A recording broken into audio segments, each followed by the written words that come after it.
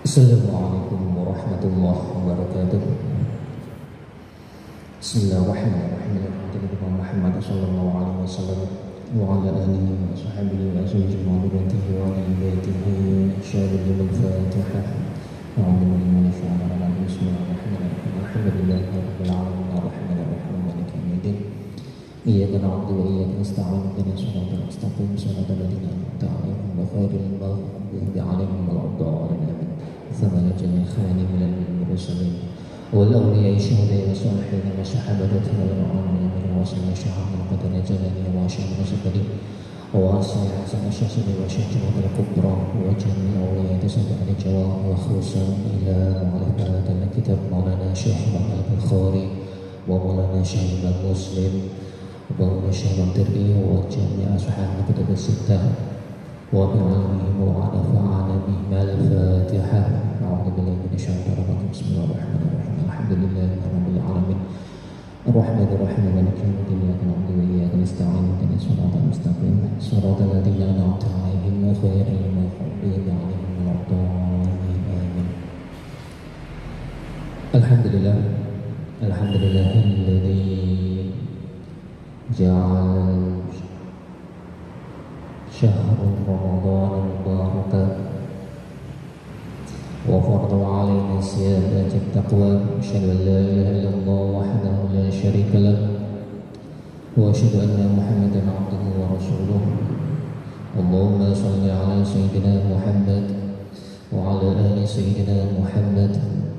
اللهم افتح علينا بفتوح العارفين وأفهمنا في فهم النبي الكرام. أشهد أن لا إله إلا الله أشهد أن محمدا رسول الله. أما بعد. Alhamdulillahirrahmanirrahim. Para jamaah santen menika kita sampun sampai pada bab syarah atau penjelasan tentang hadis innamal a'malu binniyat.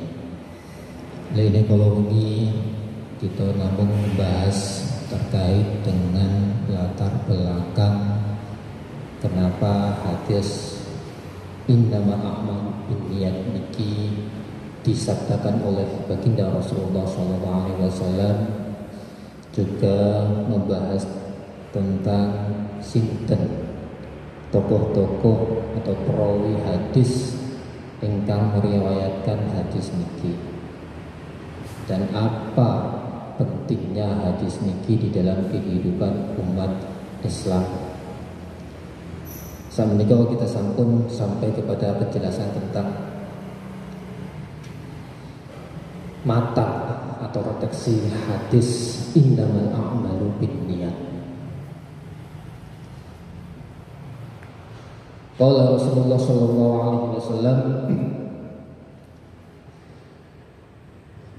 innamal a'malu binniyat wa innamal likulli imri'in ma nawa faman kanat hijratuhu ila dunya yusibuha aw ila imra'atin yankihuha fa hijratuhu ila ma hajara ilaihi. Jadi sapa wonge atau segala sesuatu niku tergantung kalih niat. Masing-masing orang niku akan mendapatkan apa yang dia niati. Apabila niatipun niku karena Allah Subhanahu wa taala, maka akan mendapatkan ridha Allah Subhanahu wa taala. Sebaliknya lek wong niku niate amale niate niku krana dunya, maka akan mendapat apa yang dia niati, yaitu akan mendapatkan hanya sekedar dunia saja. Nah, penggalan hadis innamal a'malu binniyat, sak temene pira-pira niat iku tergantung karo niate. Hadis ini yang pertama merupakan salah satu dari 3 pokok dalam Islam. Ingkang pertama niki hadis niki innamal a'malu binniyat yang diriwayatkan saking Sayyidina Umar bin Khattab radhiyallahu anhu. Yang kedua adalah hadis riwayat Sayyidah Aisyah Man ahdatsa fi amrina hadza ma laysa minhu fa huwa raddun. Jadi sapa wong sing gawe-gawe perkara dalam agama, perkara sing baru dalam agama yang tidak memiliki dasar-dasar yang kuat atau tidak memiliki dalil-dalil dari Al-Quran dan Hadis dan salafus saleh, maka itu tertolak. Dan yang ketiga adalah hadis riwayat saking Imam An-Nu'man bin Bashir. Menika hadis tentang al-halal bayyin wal haram bayyin. Persoalan halal dan haram itu sampun jelas, sampun terang benderang.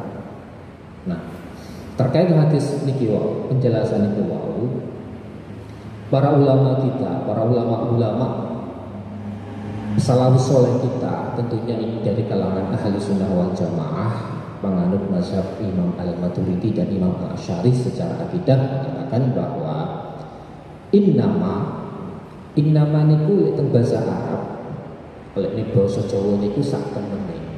Dan sesungguhnya itu memiliki fungsi adatun hasan. Jadi untuk pembatasan kira-kira diterima atau tidaknya sebuah niat. Jadi innama di situ tufidu hasran. Jadi memberi faedah pembatasan.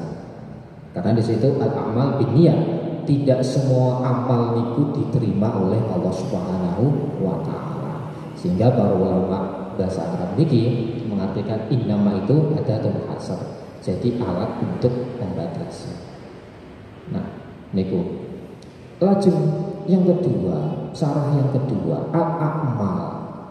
Jadi piro-piro perbuatan atau amal-amalan kita niku mencakup ingkang sepindah, mencakup amalan-amalan ingkang bangsa ibadah. Kados puasa, sholat dan zakat.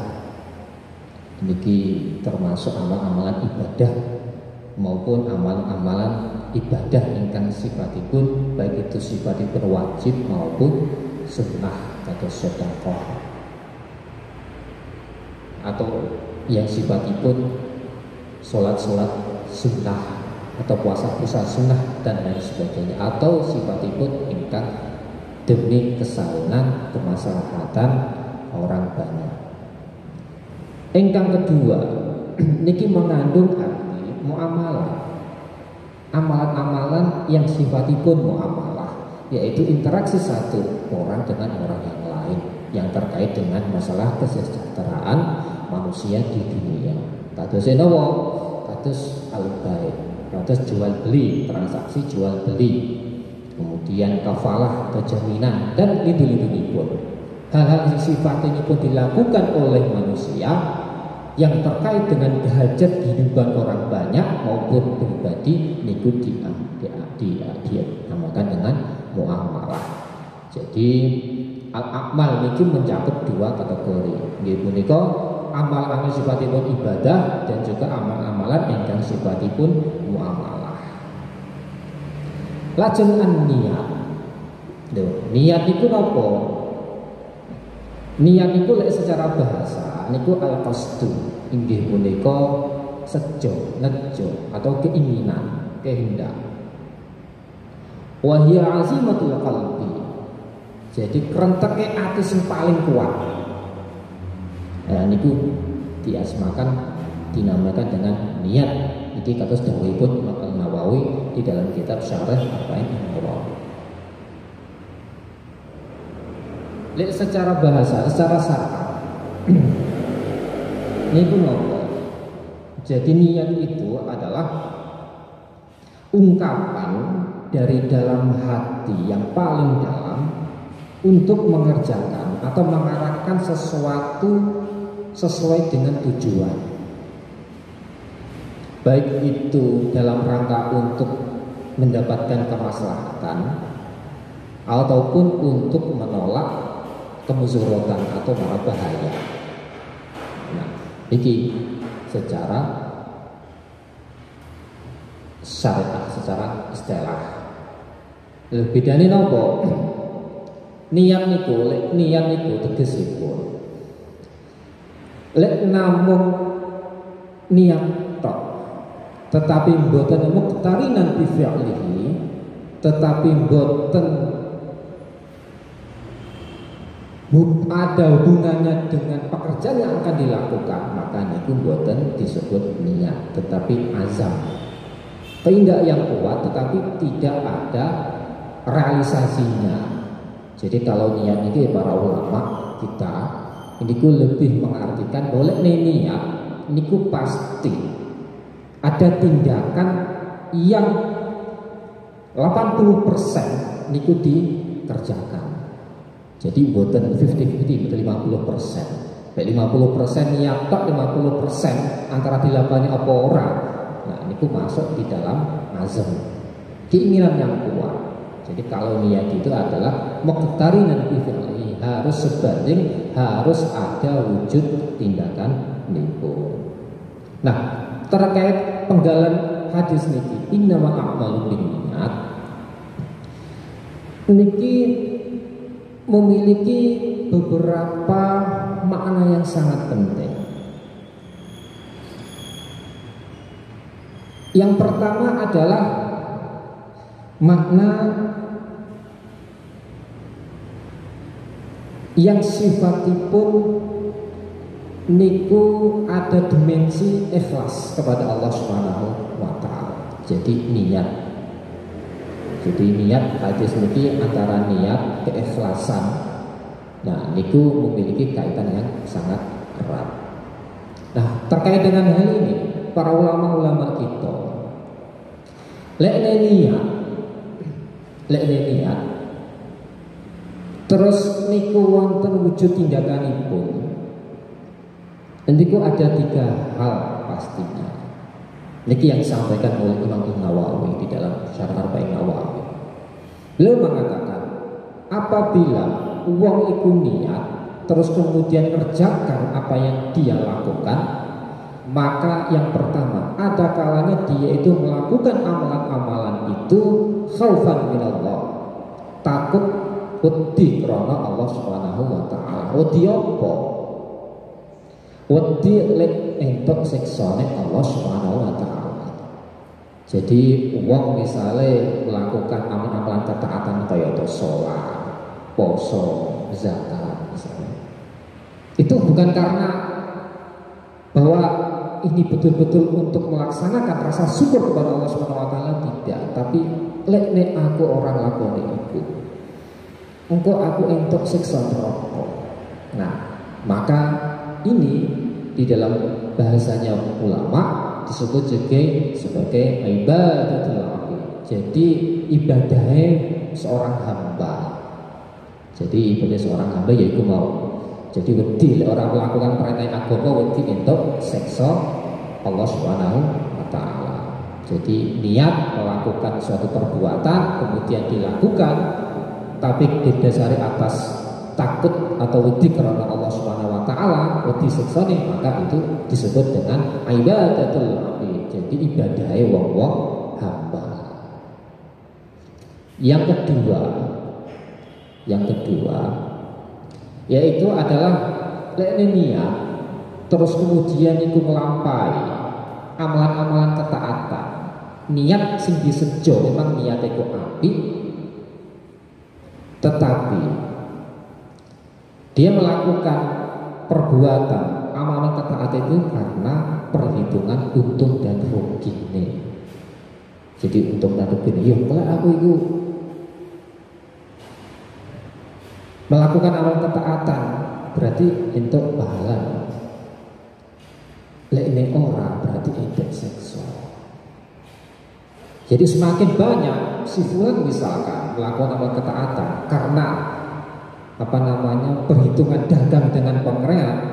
Kalau aku melakukan amalan ibadah sakmene, sholat misalnya sholat sunah sing akeh misalnya, berarti gue pahalanya ya gede. Lek orang berarti ya rugi. Nah, niki kalau di dalam bahasanya ulama niki disebut dengan ibadatul tujar, ibadai wong-wong sing dagang karo Allah Subhanahu wa taala. Jadi kategori yang kedua. Nah, kita kategori yang pundi, nah, kita sakit melihat pada diri kita masing-masing. Yang ketiga, yang paling tinggi derajatipun gitu nika ibadatul ahrar. Jadi ibadahnya wong-wong sing merdeka. Kaya napa? Bahwa seseorang melakukan ibadah, amalan-amalan ketaatan kepada Allah Subhanahu wa taala itu bukan karena wedi entuk siksane neraka, ya ora mengharap pahalane semua kuasa, dan juga tidak pertimbangan untung dan rugi, tetapi benar-benar melakukan ibadah ini karena bentuk rasa syukur kepada Allah Subhanahu wa taala. Rasa syukur kepada Allah Subhanahu wa taala, dan hatinya itu senantiasa tidak berpikiran bahwa ketika aku melakukan amalan ibadah, sholat misalnya, apakah nanti akan diterima oleh Allah Subhanahu wa taala.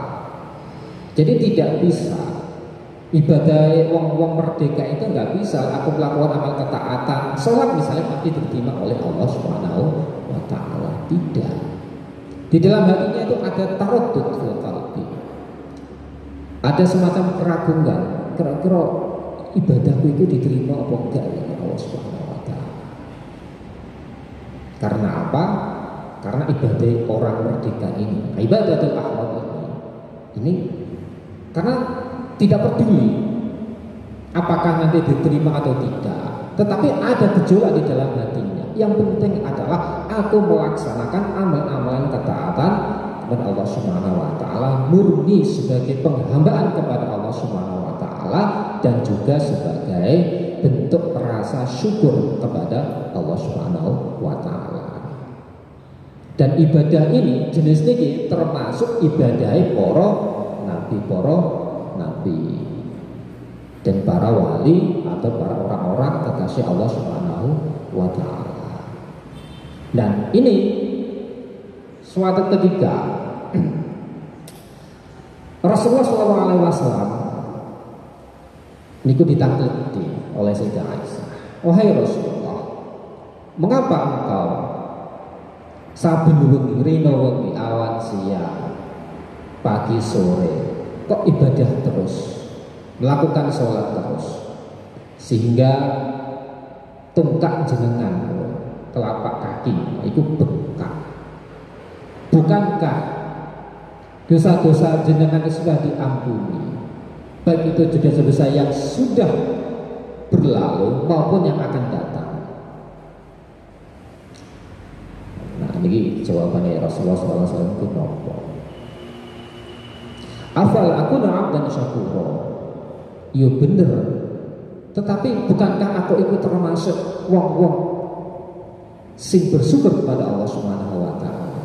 Jadi Rasulullah SAW niku melakukan amalan ketaatan di luar batas kemampuan hambanya, umatnya, niku semata-mata karena apa? Rasa syukur kepada Allah Subhanahu wa taala. Dan beliau ini termasuk derajatnya orang-orang ibadatul ahrar, orang-orang yang beribadah kepada Allah karena rasa syukur, ibadahnya orang-orang merdeka.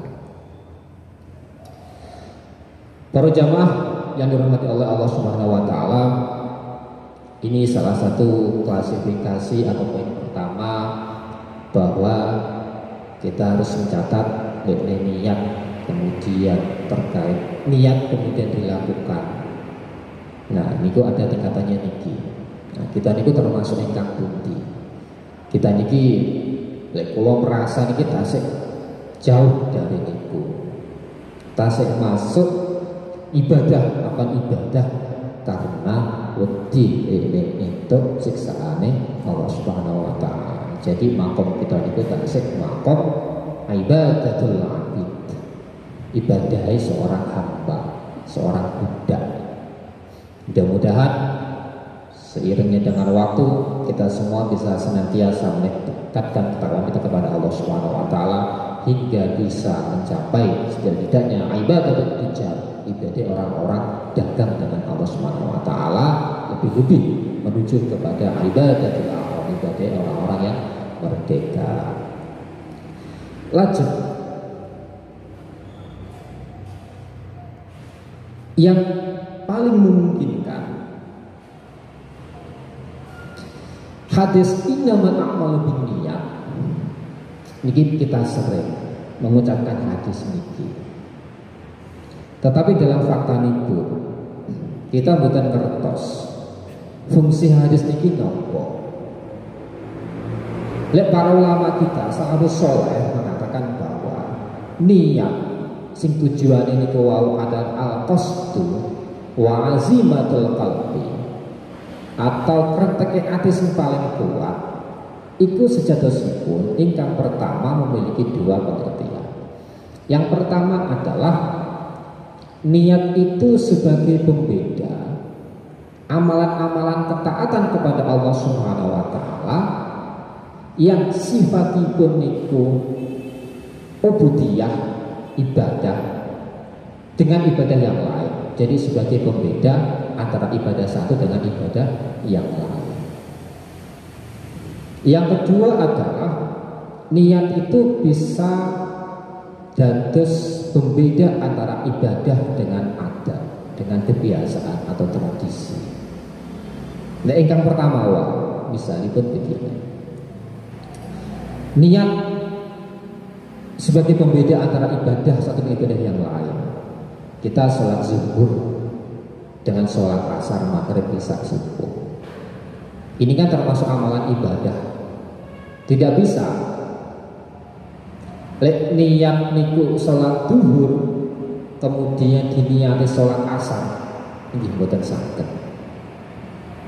Oleh sebab itu niat itu penting. Kalau amalan ketaatan dilakukan, apalagi sholat, ketika setiap kali melakukan ibadah sholat itu harus yang dituju itu apa, maka harus juga diniatkan. Baik itu diniatkan secara hati, di dalam hati maupun secara lisan. Meskipun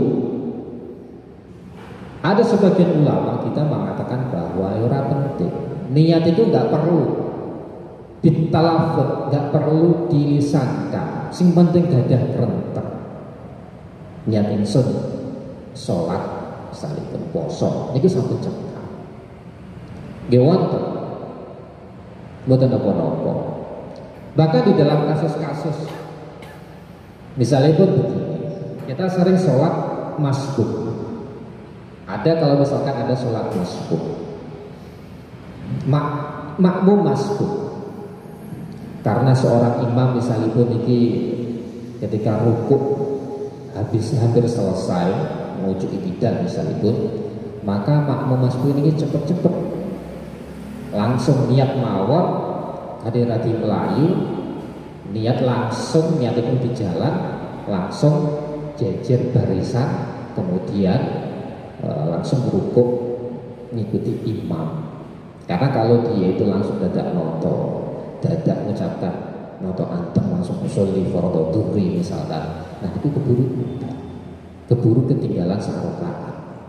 Nah niki sebagian ulama kita itu mengatakan tidak apa-apa.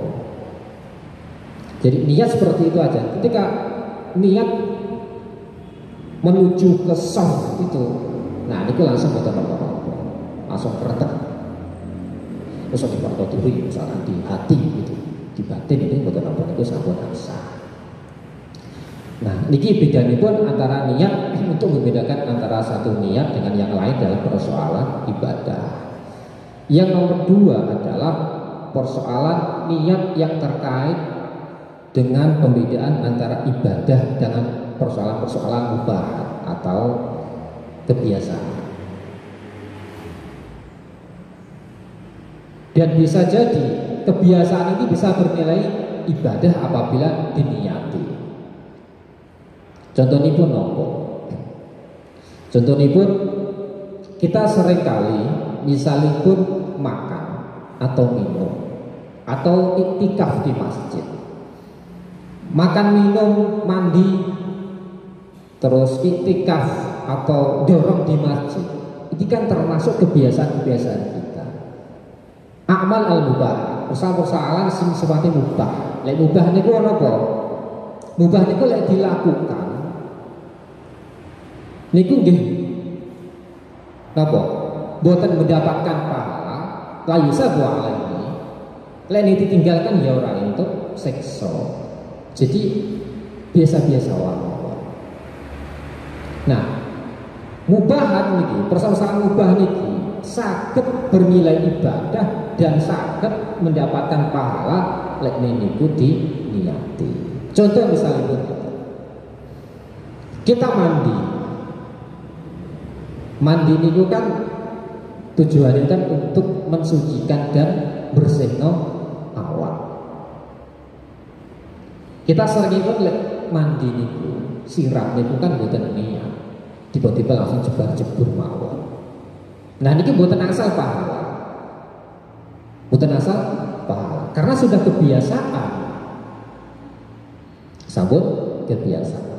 Bedone misalnya kalau ajenge mandi, kita niku niat ingsun adus krono Allah Subhanahu wa taala atau krono untuk menjalankan sholat misalnya, atau krono netepi perintahnya Rasulullah SAW dalam rangka untuk beribadah kepada Allah Subhanahu wa taala. Maka ngeten iki kita sampun asal pahala saking Allah Subhanahu wa taala. Demikian pula ini kita makan dan minum. Makan minum ini kan kebiasaan sehari-hari. Jarang sekali kita niku makan dan minum niku niat yang ingsun makan ben kuat anggen ibadah. Kan boten. Bismillah langsung makan dan minum mawon tanpa ada niat. Nah niki boten asal pahala saking Allah Subhanahu wa taala. Dan perbuatan niki, tindakan makan minum niki boten termasuk tindakan sing sifatipun ketaatan kepada Allah Subhanahu wa taala, tetapi mubah. Dan nek diniati, maka niku min babi taqarrub ilallah. Niku masuk di dalam kategori ketaatan dalam rangka mendekatkan diri kepada Allah Subhanahu wa taala. Nah, niki pentingnya perbedaan antara niat dalam kehidupan sehari-hari. Tetapi nggih wonten, apakah niat niku sederhana ngoten niku? Mboten. Niat niku lek cuma sekedar misalnya pun niat ingsun aku ngaji, niat ingsun aku makan, niat ingsun aku makan dan minum. Nah niku kan hanya sekedar misalnya kan untuk memenuhi rasa dahaga dan lapar mawon. Untuk memenuhi rasa dahaga dan lapar mawon. Karena apa? Untuk menuju niat yang murni, yang ikhlas, itu sangat sulit bagi kita semua. Sangat sulit, rekaus sangat. Karena apa? Rata-rata kita niat, tapi sekedar mujarrad bil lisan atau mujarrad bil qalbi, sekedar ngomong. Tetapi di dalamnya itu ada sebuah perasaan itu ben warak di dalam konteks makan dan minum tadi. Maka di sini para ulama kita mengatakan itu termasuk dari niatul kadzib. Niate wong sing bohong. Niate wong sing bohong. Contohnya pun nopo. Dahulu kala wonten salah seorang ulama termasuk sahabat Rasulullah SAW. Beliau itu makan roti. Jadi makan roti khubz. Jadi makan roti dengan secara proporsional secukupnya. Kemudian ditanya oleh sahabat yang lain, kenapa engkau itu makan roti? Aku makan roti itu gak ibadah karena Allah Subhanahu wa taala. Lek nek aku wis cukup, wis kenyang, gak ibadah iku kuat, maka cukup. Jadi makan roti itu secukupnya. Lek nek awakku iku lemes, gak ibadah rati kuat, maka aku makan roti secukupnya. Jadi dari kisah seperti ini yang dimaksud dengan niat di dalam amalan-amalan mubahat itu proporsional. Jadi orang berlebih-lebihan. Jadi di sini standar ikhlasnya itu menurut para ulama adalah apabila dia itu sudah bisa digunakan untuk menjalankan ibadah kepada Allah Subhanahu wa taala. Pramila para ulama kita, ben kita niku karena kita itu termasuk tingkatannya orang awam. Dan niat kita itu dianggap ibadah oleh Allah Subhanahu wa taala dan juga kita itu mendapatkan syafaat para ulama-ulama kita. Maka lek niat niku para ulama kita niku nganjangi lek kalian niku niat tono niat ingsun misalnya pun melakukan ABCD, melakukan makan atau minum krono mengikuti ulama si fulan sing penak niku niat ingsun makan atau minum atau ngaji ngikuti perintah Rasulullah Shallallahu Alaihi Wasallam. Nah, niku pun cekap. Dados para ulama kita, para Rasulullah SAW itu dados benteng amalan niat kita. Niku kersane niat kita niku diterima oleh Allah Subhanahu Wa Taala. Kita itba'an lil ulama. Jadi ngikuti para ulama al-kiram. Niki salah tunggalipun proporsionalitas niat. Lajeng wonten malih para jamaah lek niku wau adalah proporsionalitas niat. Kersane niat itu tepat guna, maka para ulama kita, para ulama salafus saleh kita itu mengajarkan bahwa zaman riyen niku niat niku senantiasa terus-menerus diajarkan kepada anak-anak dan juga pada generasi-generasi penerusnya. Jadi para ulama riyen menganggap niat itu memang niat itu adalah khafiful fil lisan wa fil qalbi. Jadi ringan diucapkan di lisan, yo ringan diucapkan ning ati. Tetapi dalam pola pengamalan niku ngerkaos. Oleh sebab itu para ulama ini boleh mendidik para anak-anak itu, para generasi-generasi mendatang itu mengajarkan melafadzkan niat dalam setiap kegiatan aktivitas itu seperti melafadzkan surat, belajar surat Al-Fatihah dalam sholat. Jadi karena penting niat itu para ulama-ulama salafus saleh kita itu mengajarkan kepada anak-anak mereka itu tentang niat penting sehari-hari. Jadi perbandingan itu bodoh pentingnya karo ngajarno surat Al-Fatihah gawe sholat dan anak-anak kita. Jadi niat itu sama nilainya dengan sebuah ilmu yang harus diajarkan kepada anak-anak kita. Lek nek mboten diajarkan, lek mboten dibiasakan nggih mboten saged. Nggih mboten saged. Yaitu tadi khafiful fil lisan wa fil qalbi, tetapi sakilun fil mizan. Tapi timbangannya niku kualitasnya niku luar biasa, sangat berat sekali. Hanya orang-orang tertentu yang bisa mengucapkan niat lalu kemudian dilampahi. Oleh sebab itu, para jamaah yang dimiliki oleh Allah Subhanahu wa taala, kita mencatat bahwa posisi niat itu sangat penting di dalam kehidupan sehari-hari. Mari kita sama-sama membiasakan niat apapun dalam kehidupan kita. Yang ketiga adalah bahwa niat niku termasuk sapa wonge sing niat tapi mboten sampai kelakon ngelampahi apa yang diniatkan, maka oleh Allah Subhanahu wa taala niku sampun ditulis satu pahala yang sempurna. Terus hadisipun apa? Hadisipun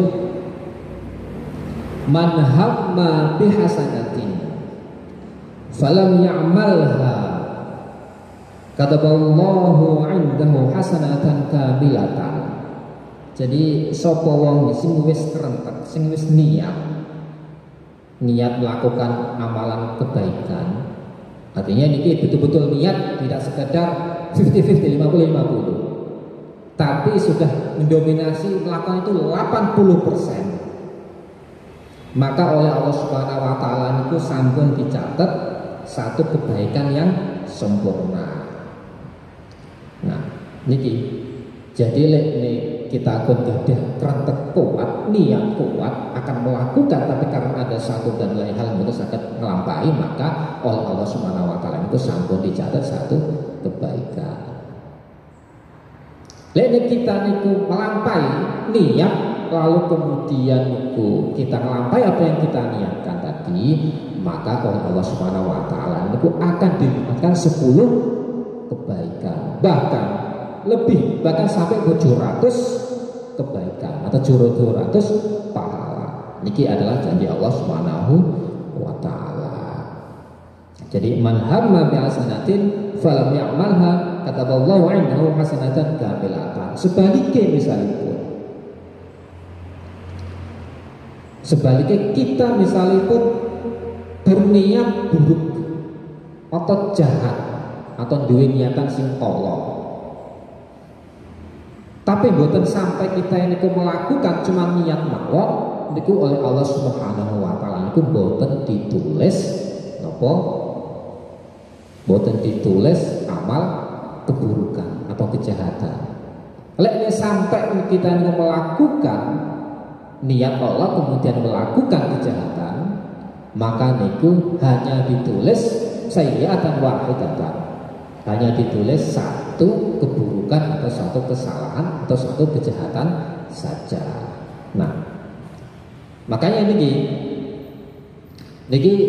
pentingnya niatul mukmin khairu min amalihi. Jadi di dalam hadis disebutkan di dalam Majmu' Zawaid bahwa niatul mukmin khairu min amalihi.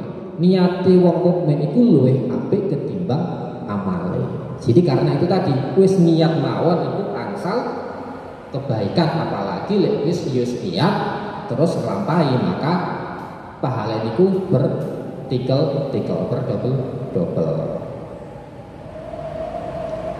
Nah, lalu piye seumpamane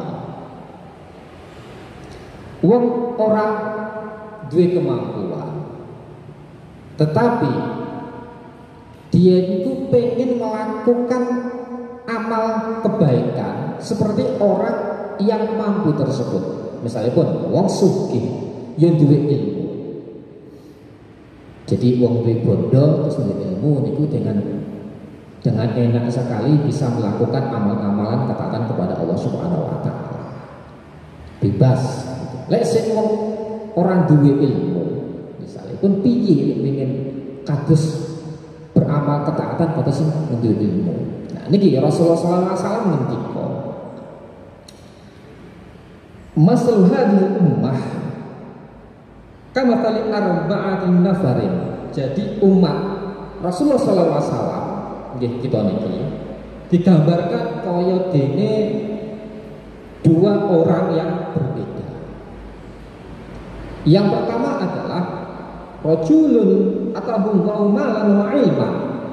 Jadi wong sing oleh Allah Subhanahu wa taala niku diparingi rezeki bondo nggih, rezeki ilmu. Fa huwa ya'mal bi'ilmihi fi malihi, sehingga orang ini tadi sakit melakukan amalan kebaikan dengan harta dan ilmunya. Yunfiquhu fi haqqi, dan juga harta dan ilmu ini ditasarufkan di jalan Allah Subhanahu wa taala. Terus yang kedua, niki yang pertama niki sangat beruntung sekali gambarannya. Yang kedua adalah warajulun atahullahu ilman walam yu'tihi mala. Jadi wong karena Allah Subhanahu wa taala niki duwei rezeki ilmu, duwe ilmu oke, tapi ora duwe bodoh. Lalu kemudian orang ini berkata, fa wa yaqul law kana li mislu hadza amiltu fihi mislal ladzi ya'mal. Lek nek aku iku kaya wong kuwi mau sing wong sing duwe bondo ya duwe ilmu, maka aku yo arep melakukan apa sing dilakukan oleh wong iku mau. Jadi ini rada cemburu. Jadi terus pripun dawuhipun Rasulullah sallallahu alaihi wasallam menghadapi niki. Kalau Rasulullah sallallahu alaihi wasallam fahuma fil ajri sawa'un. Loro-lorone iku mau pahalane sama, padha. Jadi sing pertama niku wong sugih duwe bondo, tur duwe ilmu, sehingga dengan kemampuannya ini, dengan rezeki yang diberikan oleh Allah Subhanahu wa taala, si fulan itu saged melakukan amalan ketaatan secara sempurna. Yang kedua niku wau, gur duwe ilmu tok, tapi ora duwe bondo. Terus angen-angen lek seumpama duwe bondo iku aku iso nglakone kaya si fulan-fulan iku mau, sehingga luwih sempurna amalanku. Lalu kemudian ya niki wau padha wae. Sing siji mau sing terakhir wong terakhir niki mau gur kerentek tok gur kepengin tok. Karena apa? Lek duwe bondo, dia kan niat akan melakukan amal-amalan kebaikan sing kaya wong pertama niku wau. Niku mawon. Maka oleh Rasulullah SAW mengendika bahwa dua-duanya sepodo. Wong niat mawon, niat kebaikan mawon itu ganjaranipun sampun sami. Niku salah satu perumpamaan atau dan juga jawaban Rasulullah SAW menghadapi situasi atau keadaan umat dipun ingkang berbeda-beda. Niku dua contoh mawon. Terus lajeng ingkang tidak kalah penting nggih punika niat niki kalau di kisah kalau seorang hamba ada sebuah kisah yang terkait dengan kisah niku wau dan niki disebutkan di dalam kitab Abu Nu'aim, di dalam kitabnya Al-Hilyatul Awliya. Pada suatu ketika annal malaikata sa'udu bi suhaifatil abdi Allah taala. Jadi ono malaikat iku naik menghadap Allah Subhanahu wa taala kalih beto catatan-catatan amalipun seorang hamba. Lajeng Allah Subhanahu wa taala ngendika dumateng para malaikat niku wau. Uktub lahu kada wa kada. Wahai malaikat, tulisan amalane si fulan iki kaya iki. Tulisan ngene iki. Jadi Allah SWT memerintahkan kepada para malaikat agar supaya mencatat apa-apa yang belum dicatat oleh malaikat. Fayaqulun, maka malaikat ini protes. Innahu lam ya'mal. Wahai Allah, si fulan itu boten nglampahi perbuatan menika. Jadi malaikat ini protes. Allah menyuruh kepada malaikat agar supaya mencatat amal-amal yang belum dilakukan oleh hambanya tadi. Fayaqul ta'ala, maka Allah Subhanahu wa taala niku ngendika malih berfirman, innahu nawa, ya betul si fulan iku gurung nglakoni apa sing diniatkan mau, tetapi dia niku sampun niat untuk melakukan tapi boten sampai kelakon. Maka disinilah kemudian Allah Subhanahu wa taala memerintahkan kepada para malaikat untuk mencatat amal-amal kebaikan para hamba ingkang dereng dilampahi tapi gadah krentek ingkang kuat.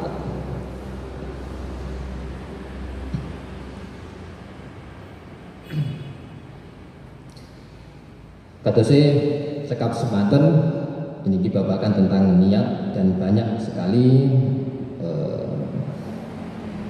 hal-hal yang terkait dengan niat iki di dalam kehidupan kita. Oleh sebab itu para jamaah, monggo kita sami-sami mengamalkan hadis niki di dalam kehidupan kita, di dalam keseharian kita, di dalam seluruh aktivitas kita. Mudah-mudahan amal-amal yang sifatipun awalnya itu adalah amalan mubahat, amalan-amalan sing sifatipun mubah itu dados amalanipun sing sifatipun ketaatan kepada Allah Subhanahu wa taala, karena kita itu niat secara sungguh-sungguh tadi. Aku minkum, wassalamualaikum warahmatullahi wabarakatuh.